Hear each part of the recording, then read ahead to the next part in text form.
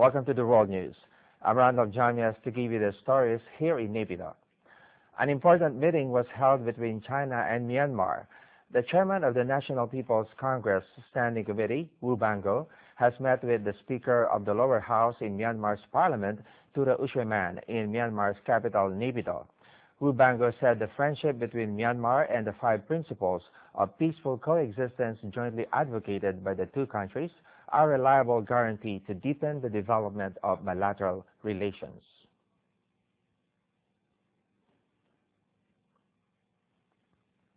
The top legislators said China attaches great importance to the good neighborly relations with Myanmar, and the policy remains unchanged no matter how the international and regional situations evolve. He also noted that President Hu Jintao and his Myanmar counterpart Thein Sein last year lifted bilateral relations to a comprehensive strategic partnership of cooperation, which opened a new chapter for developing bilateral relations. Nanda Kwao Swa said he agrees with Wu Bango on comments and suggestions on bilateral relations. He voiced his belief that Wu's visit will inject new impetus to developing relations between the two countries. Another story in the southeast. Scientists in the Philippines say their recent discovery of a gene that boosts phosphorus levels in rice could have a profound impact on developing nations affected by climate change and poor soil.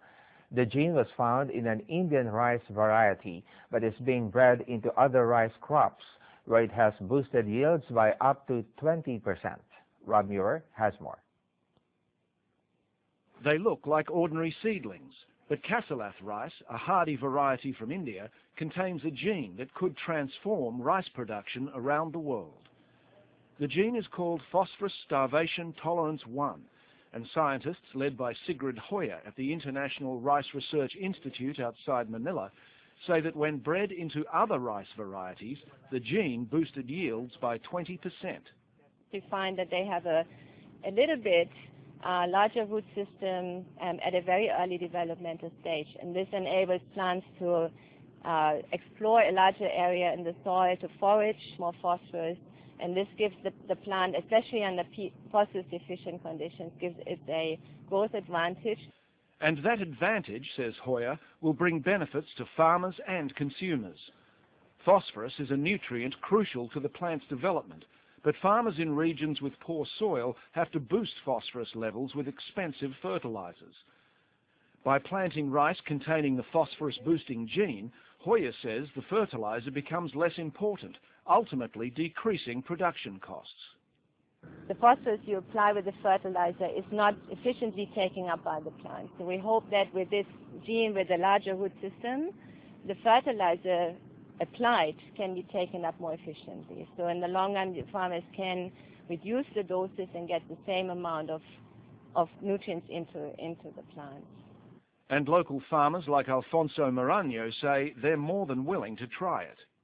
If that new seedling really works and it's not too costly and can indeed get a bigger harvest and earn more, of course I would be in favor of that. Maybe it'll bring instant riches. I mean, a good yield will mean a boost to our livelihood. After the Philippines, the first country to find out will be Indonesia, where genetically engineered seedlings will be distributed within the next 4 years. The Institute also has plans to start breeding programs throughout Asia, South America and Africa, with the hope of boosting rice harvests and increasing food security around the world. Meanwhile, South American Brazil is all-time high in hosting the upcoming Olympics. Brazil President Dilma Rousseff signed a plan on Thursday authorizing surge in spending on athletes and facilities in the hopes that the country will make the top 10 medals table when it hosts the 2016 Olympics.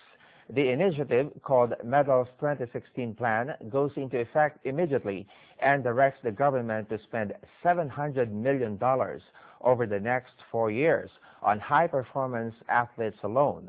According to the president, it will emphasize the athlete, the coach, and infrastructure. The biggest and most populous country in South America won 17 medals in London. It performed significantly better in London Paralympics, finishing 7th overall. The 2016 host has decided to focus more on individual events in a bid to win more medals in front of their own fans. Between 2013 and 2016, the country will host FIFA's Confederations Cup, the World Cup, and the Rio Olympics. Turning now to health news. Usually, we breathe automatically without giving it a thought. If we get stressed out, our breathing changes, becoming faster and shallower. It can even make us feel as if we are choking. But by becoming aware of our breathing patterns and controlling them, we can have a deep impact on our well-being and make a lot of total health in our bodies. It all starts with the nose. That's where the oxygen we need enters our bodies, on the way to our lungs. Breathing in through the nose is better and healthier than inhaling through the mouth. Breathing in through the nostrils warms, moistens, and cleans the air. The tiny nose hairs called cilia trap unwanted particles like dust and dirt and move them to the mucus, where they can be expelled. When we exercise, our body needs more oxygen. That means we need more air, which we often get by breathing in through the mouth. When we do that, though, the cold, dry, and dusty air is inhaled directly into our bronchial tubes, which is not healthy for our respiratory tract. With practice, you can learn how to breathe through your nose, even during exercise. Breathing may be automatic, but it can also be consciously controlled. Take didgeridoo players, for example. They use a special technique called circular breathing. They inhale and exhale at the same time so they can play continuously without stopping for breath.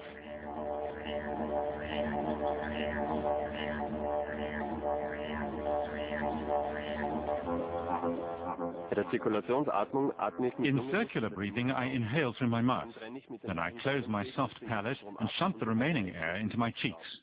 I exhale that air through my mouth and at the same time take fresh air through my nose.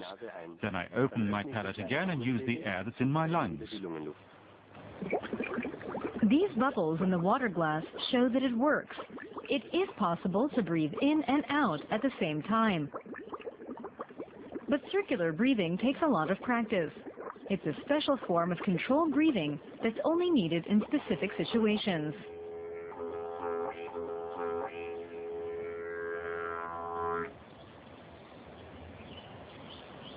Conscious breathing is also used during meditation. People who meditate often breathe in slowly and deeply. The so-called belly breathing is a good way to relax the body and clear the mind. The rate at which we inhale and exhale is normally controlled in the brainstem. Our large blood vessels have receptors that monitor the concentration of oxygen and carbon dioxide in our blood.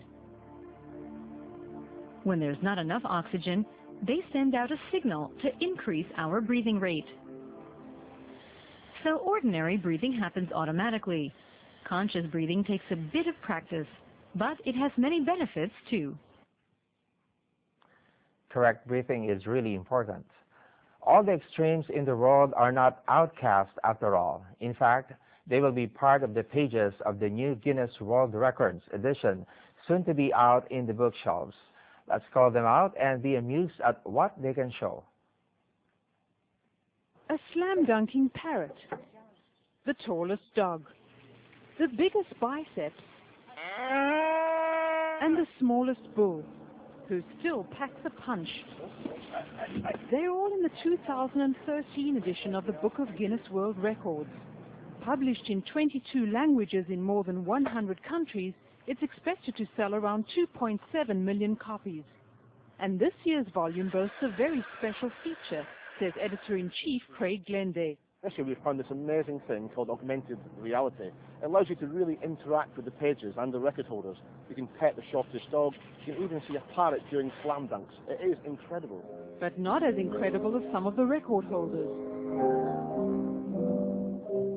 Johanna Kraas from Leipzig, Germany is 86 years old and still swinging from the parallel bars. Stand back, it's sumo wrestler Sharon Alexander, the world's heaviest sportswoman. And if thousands of Barbie doll memorabilia don't move you, then perhaps the world's largest bicycle will. Which of course deserves a drum roll. From the world's largest set of drums. And in golf, Sweden's Joel Soyholm hit a first-round 64 to take a one-shot lead at the Italian Open on Thursday, with three of Europe's Ryder Cup-bound players trailing in his wake.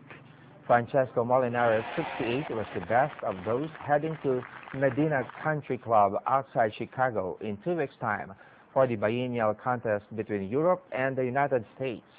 The Italian was 2 shots better off than Europe teammate Martin Kaymer of Germany, while France's Nicolas Colsertz was a further shot adrift. Soyholm described his 8-under-par round as fighting rather than solid, but said it made up for missing the cut in his past 2 tournaments.